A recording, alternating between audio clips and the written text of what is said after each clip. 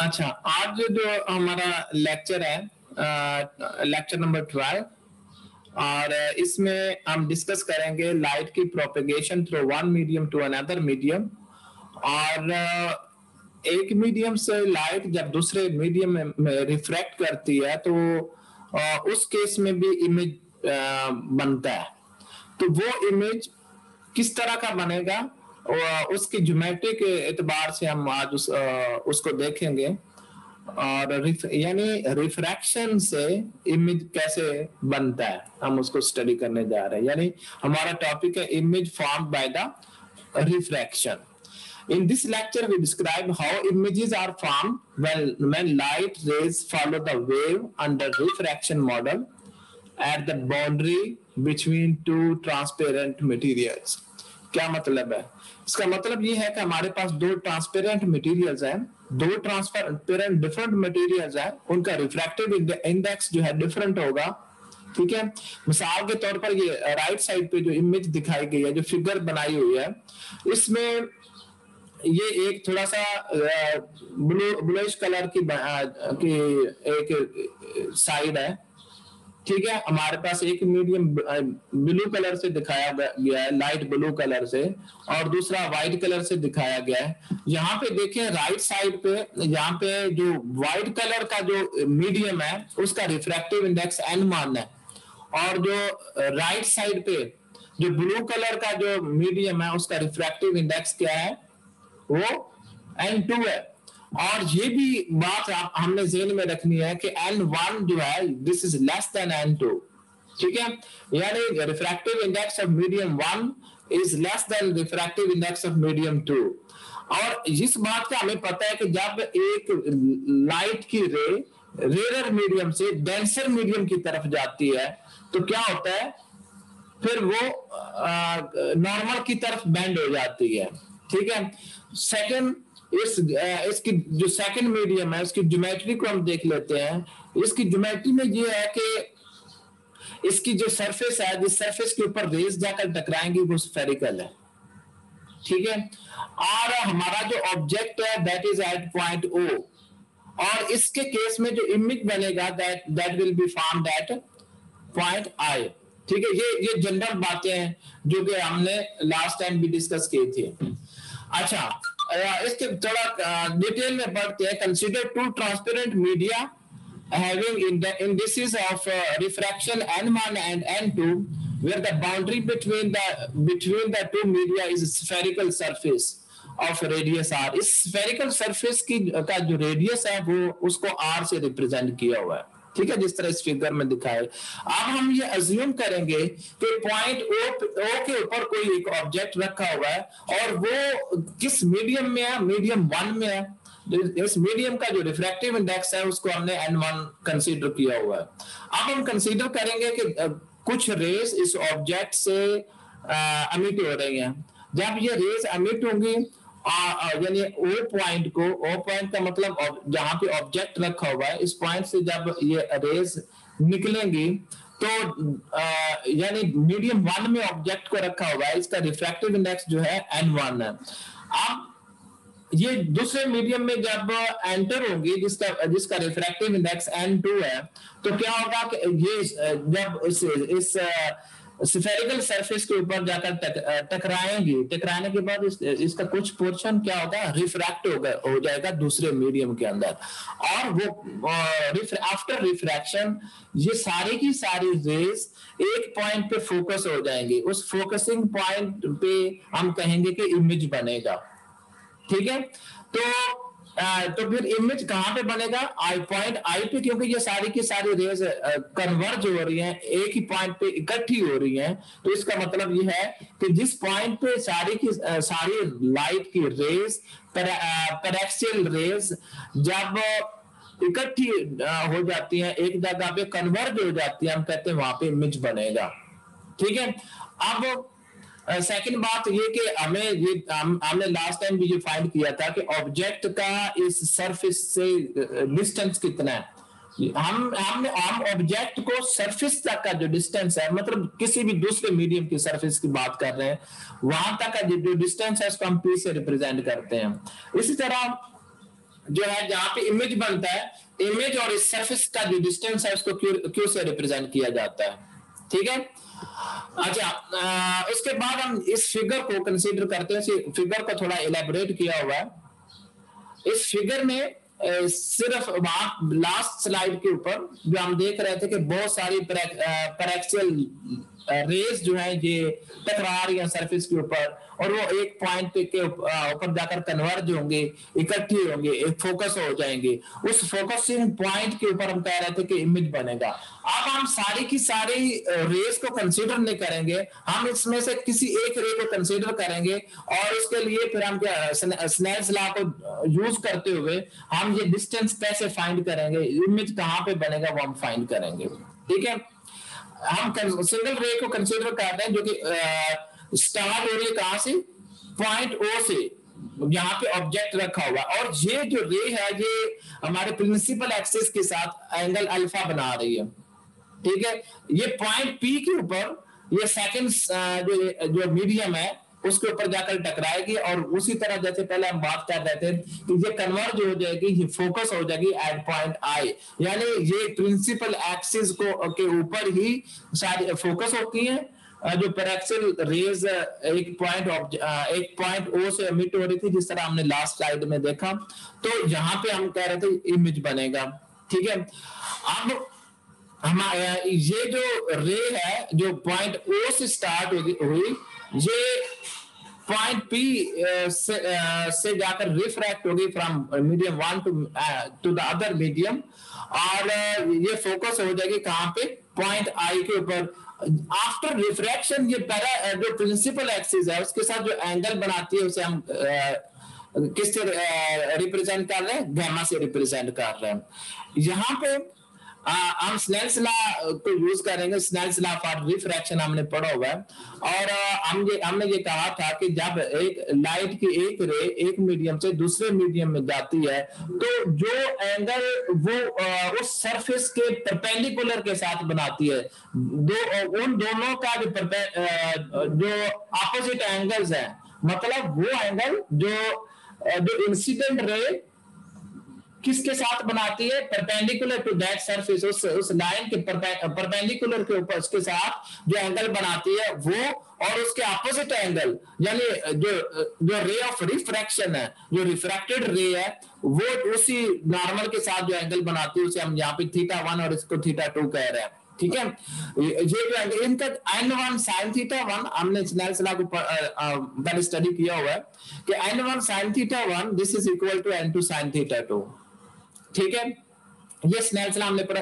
अगर हम ये कहें कि ये जो एंगल है θ1 और θ2 ये बहुत स्मॉल है, तो फिर हम sin θ1 को θ1 और sin θ2 को हम θ2 सिंपली कह सकते हैं। ठीक है। ये अप्रोक्सीमेशन आपने पढ़ी हुई है। यहाँ पे हम ये कंसीडर करेंगे, हम ये अज्यूम करेंगे कि θ1 and θ2 are assume to be very small. अगर हम इसको एज्यूम करें कि ये बहुत स्मॉल है, फिर क्या होगा, तो स्मॉल एंगल अप्रोक्सीमेशन फिर हम यूज करेंगे, और n1 sin θ1 की जगह पे हम लिख सकते हैं कि n1 θ1 यानी sin θ1 will be equal to θ1। ठीक है। हम ये अप्रोक्सीमेशन लगा लेंगे, और इसी तरह sin θ2 को हम लिख लेंगे θ2 के। ये आ गया हमारे पास n2 θ2। ये हमारे पास एक इक्वेशन आ गई। नेक्स्ट हम चलते हैं कि एक और ज्योमेट्री की अप्रोक्सीमेशन है, वो क्या है कि exterior angle of any triangle equals to the sum of the two opposite interior angles के बराबर होता है। ठीक है। यानी एक्सटीरियर एंगल जो है ये किस एक्सटीरियर एंगल, मिसाल के तौर पर यहाँ पे हम देख लेते हैं कि यहाँ पे एक्सटीरियर एंगल हम सपोज करते हैं कि हमारे पास एक जो ट्रायंगल बन रही है ओपीसी ट्रायंगल फॉर एग्जांपल हमारे पास बन रही है ओ पी और ये सी, ये ट्रायंगल अगर हमारे पास बन रही है, एक्सटीरियर एंगल यहाँ पे कौन सा है, यहाँ पे एक्सटीरियर एंगल हमारे पास है θ1। ठीक है। ये जो θ1 एंगल है this is equal to sum of the interior angles, interior opposite angles of this triangle, वो कौन कौन से हैं, अल्फा और बीटा है। इस तरह फिर हम इस ट्रायंगल के लिए हम कह सकते हैं कि θ1 is equal to alpha plus beta. अगर हम दूसरी जो है सेकंड ट्रायंगल PIC कंसीडर करें, PIC, P, I और C, इसमें अगर हम ये देखें कि हमारा जो एक्सटीरियर एंगल है दैट इज बीटा, और इसके ऑपोजिट जो इंटीरियर एंगल्स हैं वो कौन कौन से हैं, θ2 और गैमा, यानी beta will be equal to θ2 plus gamma के बराबर होगा। अब अगर हम इन तीनों एक्सप्रेशंस को, एक एक्सप्रेशन हमने पहले पढ़ा और दो एक्सप्रेशंस ये हैं, इन दोनों को हम कंबाइन करें और इसमें से हम छोड़ देते हैं, एलिमिनेट कर देते हैं θ1 एंड θ2 को, ठीक है, तो हमारे पास जो रिजल्ट आएगा दैट विल बी एलिमिनेट के कैसे होंगे, क्योंकि इन दोनों इक्वेशंस में θ1 और θ2 है वो इससे कैंसिल आउट हो जाएंगे, ठीक है। इनका ये सिंपल सा है, ये आपने ये स्टेप कर लेना है। और हमारे पास जो फाइनल आ जाएगा N1 alpha plus N2 gamma आ जाएगा। ये किसके बराबर होगा, N2 minus N1 into beta के बराबर, क्योंकि इन दोनों टर्म्स में बीटा है, बीटा को आप कॉमन ले लेंगे तो N2 माइनस N1 के बराबर आ जाएगा, ठीक है। आगे चलते हैं, ये वही डायग्राम वही है, इसको एक्सप्लेन करने की जरूरत नहीं है। मैं उन्हीं ट्रायंगल्स की बात करूंगा। हम ये कहते हैं कि ये जो इस फिगर के अंदर तीन ट्रायंगल्स हम कंसीडर करते हैं। पिछले पेज पे हमने कहा था कि दो ट्रायंगल OPC और PIC, ये दो ट्रायंगल्स हमने कंसीडर किए थे। अब अगर इस P पॉइंट से हम एक परपेंडिकुलर ड्रा कर लें, कहां पे, प्रिंसिपल एक्सिस के ऊपर, हमारे पास एक ये भी ट्रायंगल बन जाएगी, ठीक है। अब इन तीनों ट्रायंगल्स में, ये तीन ट्रायंगल्स बनाने की जरूरत क्या है, हम चाह रहे हैं कि ये हमारे पास जो तीन ट्रायंगल्स है, तीन ट्रायंगल्स की जो बेस है वो डिफरेंट लेंथ्स को रिप्रेजेंट कर रही है। क्या, कौन कौन सी, जो हॉरिजॉन्टल लेग्स यहाँ पे कहा होगा, मतलब बेस है, जो the horizontal legs of this triangles are approximately P for the triangle containing alpha. जो है इसका जो हॉरिजॉन्टल लेग जो है इस ट्रायंगल की OPC की, ये जो है ये अप्रोक्सीमेटली किसके बराबर है, इसके हॉरिजॉन्टल लेग किसके बराबर है, P के बराबर है। P क्या चीज है, distance from the object to the surface. तो यहाँ पे असल में ये डिस्टेंस D नहीं है, ये स्फेरिकल है, ये हमारी अप्रोक्सीमेशन है। हमने इसको एक सीधी लाइन अगर कंसीडर करें तो हम कह रहे हैं कि ये D है, अदरवाइज ये है इस तरह कर्व्ड पाथ ही है, ठीक है। जो R है, R for the triangle containing beta, R जिस ट्रायंगल में बीटा आ रहा है, बीटा एंगल आ रहा है, उसके लिए R जो है ये क्या है, हॉरिजॉन्टल लेग है इस ट्रायंगल की। इसी तरह जो Q है, Q is R for the triangle, R क्या चीज है, हॉरिजॉन्टल लेग है फॉर द ट्रायंगल, किस ट्रायंगल के लिए, जिसमें गैमा आ रहा है। और इसका जिसकी जो ट्रायंगल है, जो लास्ट जो ट्रायंगल है जिसमें गैमा एंगल आ रहा है, उसकी जो हॉरिजॉन्टल लेग है उसको हम Q से रिप्रेजेंट कर रहे हैं। Q क्या चीज है, सरफेस से लेके इमेज तक का जो डिस्टेंस है उसको हम कह रहे हैं। और ये जो R है, R क्या चीज है, इस स्फेरिकल सरफेस का रेडियस है, ठीक है। अब इन तीनों ट्रायंगल से हम अल्फा, बीटा और गैमा की वैल्यू फाइंड करेंगे। वो फाइंड कैसे करेंगे, हम उसका tan ले लेंगे, tan अल्फा ले लेंगे, फिर tan बीटा ले लेंगे, फिर tan गैमा ले लेंगे। लेकिन यहाँ पे हम ये अप्रोक्सीमेशन लगा रहे थे। अप्रोक्सीमेशन क्या थी कि अगर हमारे पास ये एंगल्स स्मॉल है, ठीक है, for small angles in the small angle approximation क्या हम करते हैं कि tan थीटा या sin थीटा को मेजरली इक्वल टू थीटा ले लेते हैं, ठीक है।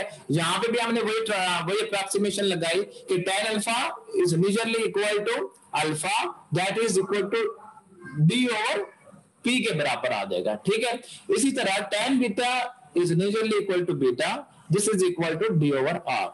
और तीसरी ट्रायंगल में अगर हम देखें कि tan गैमा जो है that will be equal to gamma which is equal to D over Q। यानी ये तो आपको पता है कि tan थीटा किसके बराबर होता है, और एक राइट एंगल ट्रायंगल से आप tan थीटा की वैल्यू फाइंड कैसे करते हैं। अगर मैं ये सारी ये तीनों जो वैल्यूज हमने फाइंड की हैं, डी ओवर आर की, डी ओवर पी की और डी ओवर क्यू की, अगर हम ये सब्स्टिट्यूट करें किसके अंदर, यानी डी ओवर पी किसकी वैल्यू है अल्फा की, डी ओवर आर किसकी वैल्यू बीटा की, डी ओवर क्यू किसकी एंगल है किसकी क्या किसके बराबर है गैमा के। अगर हम इसको प्रीवियस इक्वेशन के अंदर जो कि हमने पिछले पेज के ऊपर पढ़ी है ये वाली इक्वेशन, इसके अंदर हम अगर अल्फा बीटा और गैमा की जगह पे ये सब्स्टिट्यूट करें तो हमारे पास आ जाएगा n1 over p plus n2 over q, this is equal to n2 minus n1 over r के बराबर आ जाएगी। ठीक है बेटा।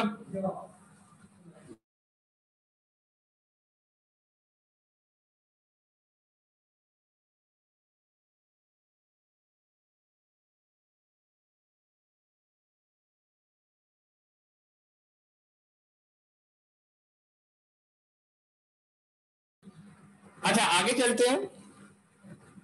ये वही इक्वेशन दोबारा मैंने लिखी है यहाँ पे n1 over p plus n2 over q which is equal to n2 minus n1 over r, ये हमने दोबारा लिखी।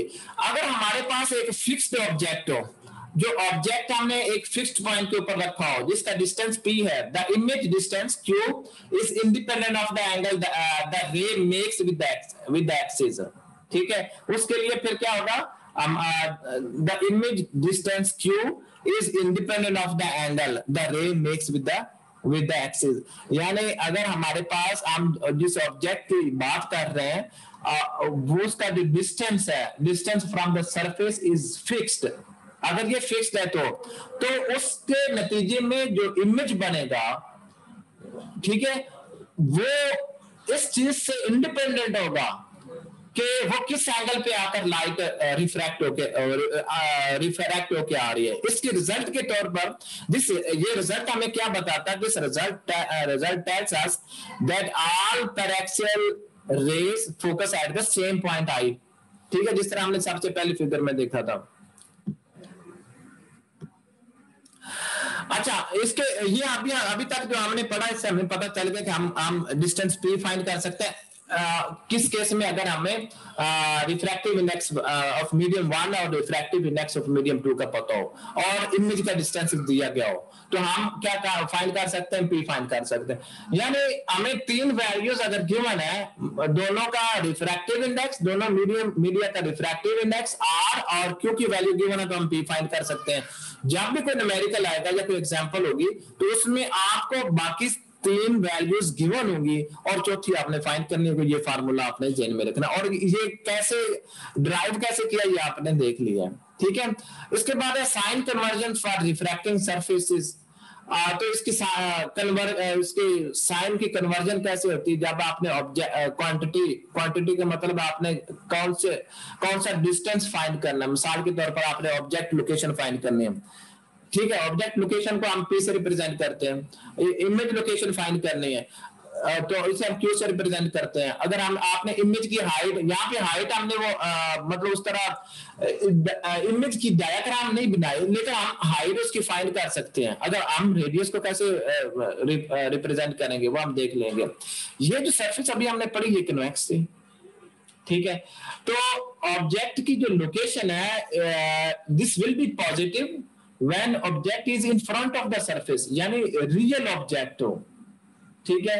लेकिन जो इमेज होगा दैट विल बी नेगेटिव, यानी इमेज का जो नेगेटिव ये कब होगी, जो ऑब्जेक्ट की लोकेशन को नेगेटिव हम कब लेंगे, जब object is in back of the surface, यानी वर्चुअल इमेज की जब हम बात कर रहे होंगे। इसी तरह इमेज की जो लोकेशन है, इमेज की लोकेशन हम क्या करेंगे, पॉजिटिव लेंगे कब, जब ये image back of the surface पे बांध हो, यानी रियल इमेज बन रही हो।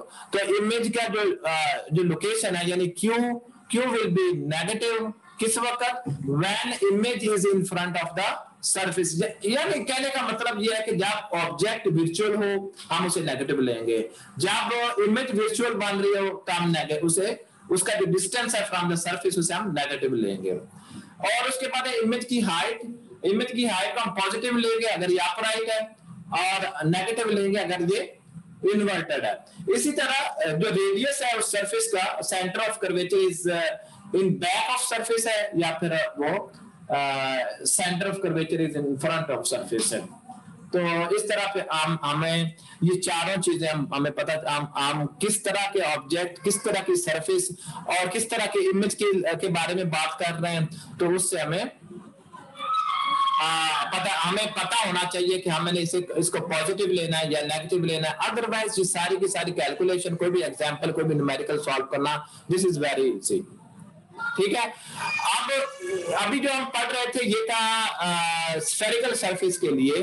अगर ये फ्लैट सरफेस हो तो फ्लैट रिफ्रैक्टिंग सरफेस के लिए क्या होगा, फार्मूला वही रहेगा और उसमें कोई ऐसा चेंज नहीं आएगी। इसलिए मैं क्या किया, इसको सिंप्लिसिटी के लिए हमने क्या किया कि मैंने सारे के सारे फार्मूलाज वही रखे हैं और ताकि इसको समझने में आसानी रहे। और द इमेज इज विजुअल and on the same side of the surface as object. ठीक है। इस केस में सिर्फ एक ही तरह का इमेज बनेगा रिफ्रैक्शन के केस में, और वो विजुअल होगा और उसी साइड पे होगा जिस साइड पे ऑब्जेक्ट को रखा हुआ है। ठीक है।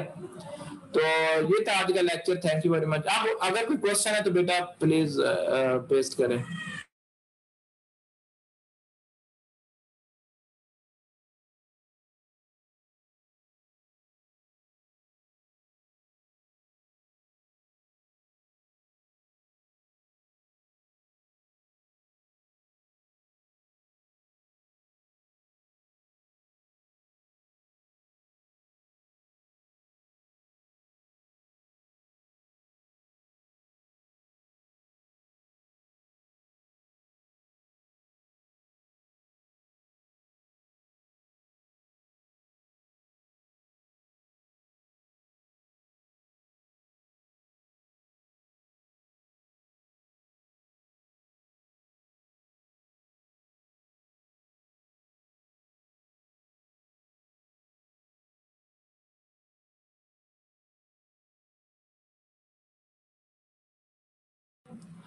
हाँ बेटा, रिकॉर्डिंग लेक्चर्स की रिकॉर्डिंग मैं अभी डाल देता हूँ ना यूट्यूब पे। ठीक है। और आपको बता भी दूंगा, उसका लिंक भी शेयर कर दूंगा। अब मेरे पास थोड़ा टाइम है।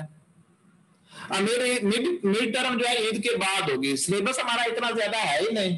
कंटेंट से आपने देखे होंगे, थोड़ा सा सिलेबस है, तो वो इंशाल्लाह हो जाएगा। और भी क्वेश्चन है इस लेक्चर से रिलेटेड तो वो पूछे। और ये पीडीएफ मैं अभी आपको सेंड कर देता हूँ, और ये इसकी रिकॉर्डिंग भी है वो भी अपलोड कर दूंगा। ये मैं दोबारा से रिकॉर्डिंग करना चाह रहा हूँ, तो ये सारे लेक्चर्स आपको रिकॉर्डिंग में भी मिल जाएंगे और इसके पीडीएफ भी मिल जाएंगे। ईद की छुट्टियां नेक्स्ट वीक से बेटा हो रही हैं।